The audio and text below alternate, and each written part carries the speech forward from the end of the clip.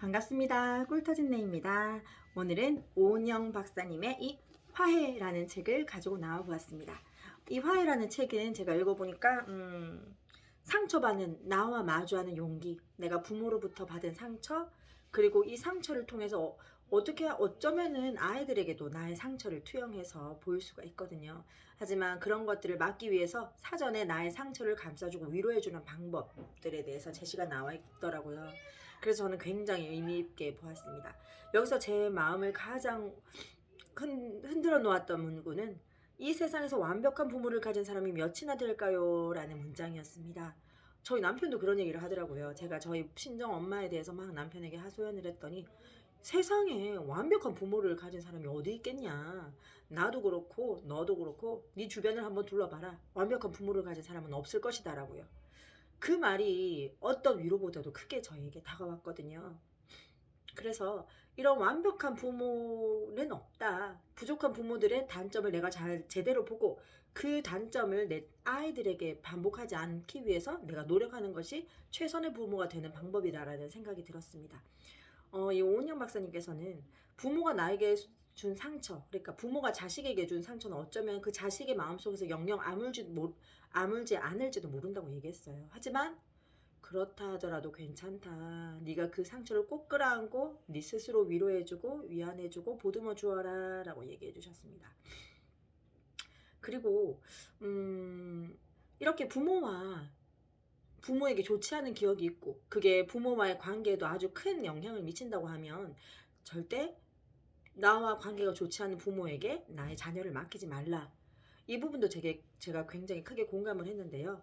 부모와 사이가 안 좋으면 부모의 아주 사소한 행동이, 내 자식에게 하는 아주 사소한 행동이 내 지난 과거의 기억을 불러일으킬 수 있습니다. 그렇게 되면 부모의 사이는 더 안 좋아지겠죠. 내 자식에게 부모가 또다시 그런 모습을 재현함으로써 내 상처를 내 자식에게 또다시 되물림하게 될까봐요. 내 부모가 또다시 내 자식에게 내 상처를 되물려주게 될까봐. 그렇게 불안하게 서 있지 말고 차라리 그 선택이 힘들더라도 뭐 경제적으로든 물리적으로든 그 선택이 힘들다 하더라도 그런 경우에는 절대 내 부모에게 자식을 맡기지 마라. 그렇게 되면 감정 악화가 더 되기 때문이겠죠. 그리고 지금이라도 내가 어린 자식의 자리로 내려가서 부모에게 자기가 상처받았던 부분에 대해서 솔직하게 얘기를 해보라. 사실은 저도 이 부분에 대해서는 경험이 있습니다. 제가 어렸을 때 저희 엄마한테, 물론 저희 아버지도 저에게 그렇게 옛날 분이시다 보니까 그렇게 표면적인 큰 사랑을 보여주시진 않았어요. 물론 간접적으로 느낄 뿐이었죠. 그렇지만 아무래도 자식은 요즘 시대까지조차도 엄마와 주 양육자가 엄마이기 때문에 엄마의 관계가 굉장히 중요합니다. 특히 저 같은 경우에는 할머니 손에 자랐거든요. 부모님이 두 분 다 일을 하셔서 할머니 손에 자랐기 때문에 엄마에게 맺힌 한이 굉장히 많았습니다. 그런데 그 한이 아이를 키우면서 계속 그 한이 자극받게 되더라고요. 그래서 아주 사소한 순간에도 내가 어릴 때 우리 엄마가 나한테 이렇게 했지 하는 그런 부분들이 울컥울컥 올라왔고 결국은 이 문제를 해결해야지만 되겠다라는 생각이 들었습니다. 어느 한 책에서는 부모에 대한 분노를 모두 다 폭발시키고 나야 진정한 부모의 사랑이 솟아오를 것이다 라고 얘기하더라고요. 그래서 그 말을 철저하게 믿고 저 같은 경우에는 저희 친정엄마랑 전화통화를 하면서 울고불고 뭐 싸웠다기보다는 제가 일방적으로 퍼붓기도 했습니다. 그때 저희 엄마가 그랬어요. 너는 어떻게 내가 잘해준 건 기억 못하고 잘못한 것만 그렇게 기억을 하느냐라고요. 그때는 제가 코웃음을 치고 들은 척 만척했는데 지금 와서 생각해보면 정말 그런 것 같아요. 아이 키우는 게 사실 다 뻔하잖아요. 다 힘든 상황 속에서 아이를 키우고 아이들은 끝없이 나를 시험해보고 테스트하고 물론 어느 정도 육아 서적을 보고 아이들의 발달 단계에 대해서 배움이 바탕이 돼 있는 상태라면 그런 부분들을 굉장히 새로운 자극제로 받아들이고 아이를 성장시키면서 나도 성장해 갈 수 있을 텐데 그런 여유가 없는 상황에서는 아이의 그 모든 행동들이 어떤 도전 같이 느껴지거든요. 그래서 그랬던 것처럼 저희 엄마도 아마 그런 외로운 육아 환경 속에서 그런 도전을 많이 느끼고 뭐 저한테 화풀이도 했을 테고 그런 여러 가지들을 했을 테지만 중요한 것은 절대 그건 엄마가 원했던 것이 아닐 것이라는 것입니다. 그렇지만 제가 그때 엄마랑 전화통화를 하면서 엄마에게 막 하소연하고 울부짖고 했던 그것들이 사실 저희 엄마가 100% 저의 감정을 받아주진 않았습니다.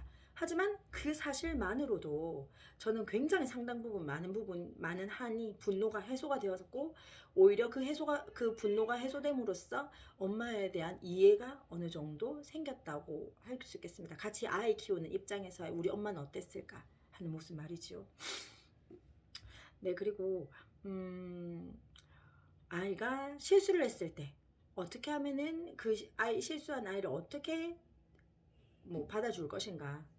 앞전에도 제가 언급한 바 있지만 아이는 실수하면서 크는 법입니다. 실수하고 실패하면서 크고 거기에 어떻게 대응해 주느냐가 바로 부모의 몫이겠죠.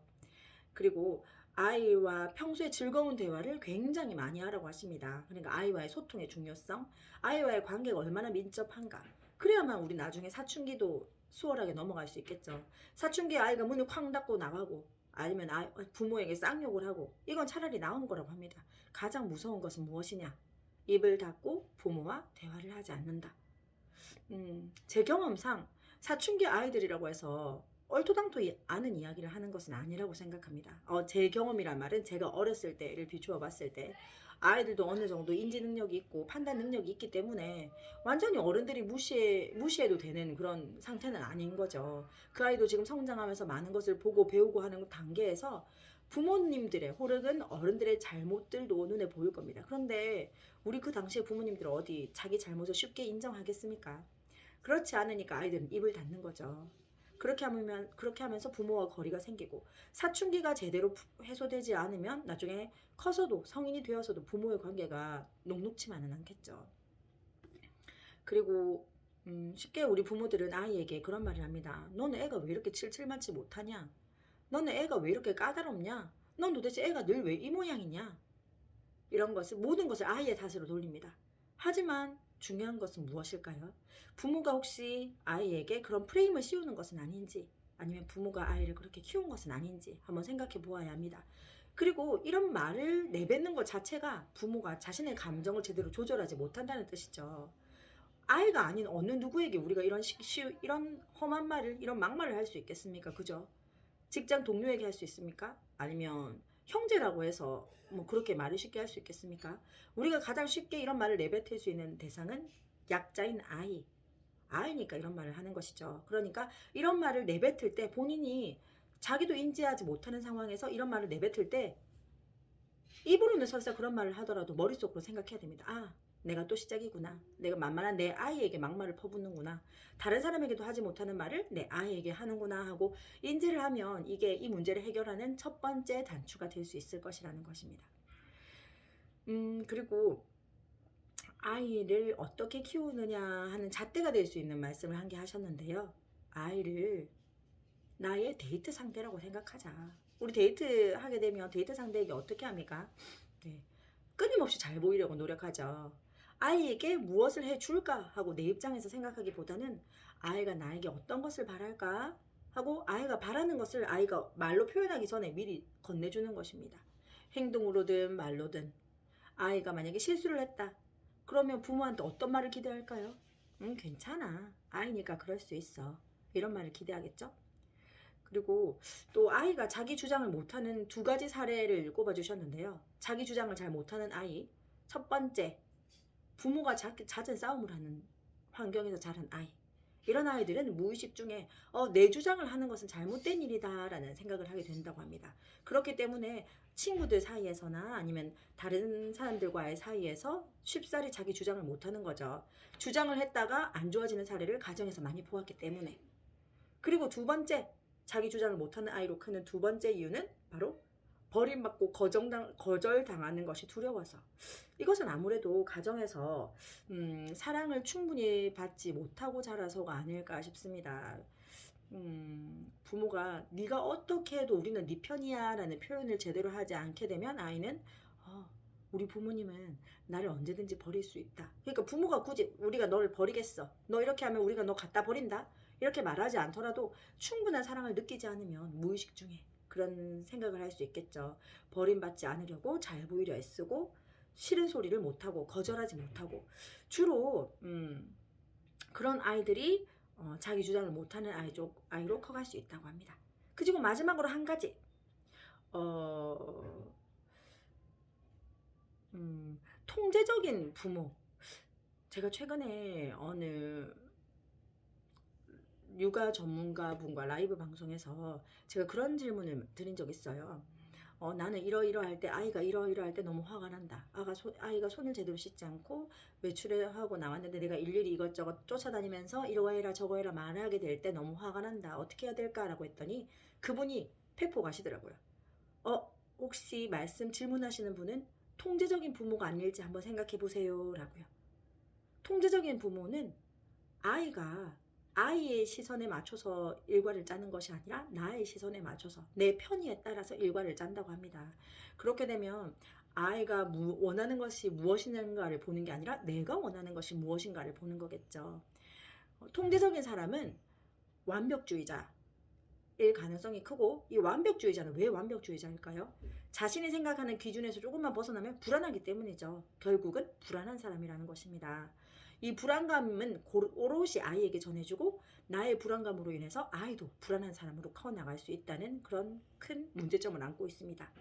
그러기 위해서는 통제적이지 않은 사람이 되기 위해서, 그러니까 아이의 자율성을 좀 더 키워주는 사람이 되기 위해서는 아이에게 맞춰야 되겠죠. 이게 저한테는 사실 지금 현재 제가 지금 당면하고 있는 가장 큰 숙제입니다. 어떻게 하면 아이가 스스로 주체적으로 할 수 있도록 도와주고 응원해주고 지켜만 볼 수 있는지. 네가 조금만 너 또 못하겠지? 또 그거 또 있으면 흘릴 거야. 너 제대로 그때 그 시간에 맞춰서 갈 수 있겠어?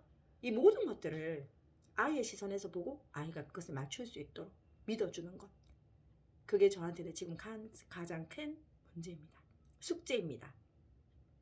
네, 그리고 허구의 독립성에 대해서 말씀하셨는데요. 그건 우리 다음 시간에 한번 살펴보도록 하겠습니다. 오늘 영상 봐주셔서 감사합니다.